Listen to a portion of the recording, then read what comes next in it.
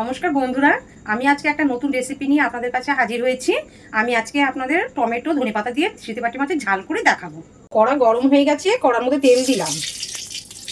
এবারে একে একে আমি মাছগুলো ছেড়ে দিলাম। মাছগুলো ভাজা হয়ে গেছে, একে একে তুলে নিলাম। কড়াই আর একটু তেল দিলাম, কালো জিরে দিলাম, তেজপাতা দিলাম, একটু লঙ্কা দিলাম, পেঁয়াজ কুচি দিয়ে দিলাম, আদা রসুন গোটা জিরে বেটেছি সেটা একসঙ্গে দিয়ে দিচ্ছি। 3টে মাঝারি টাইপের টমেটো কুচিয়ে রেখেছিলাম সেটা দিয়ে দিলাম।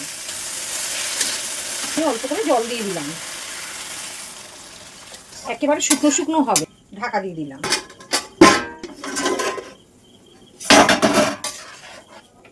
এই মাছগুলো সব দিয়ে দেবো,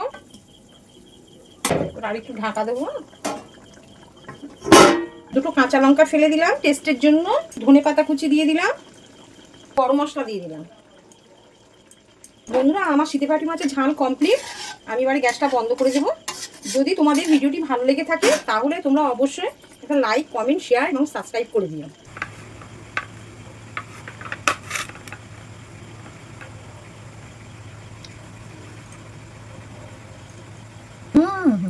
দারুণ।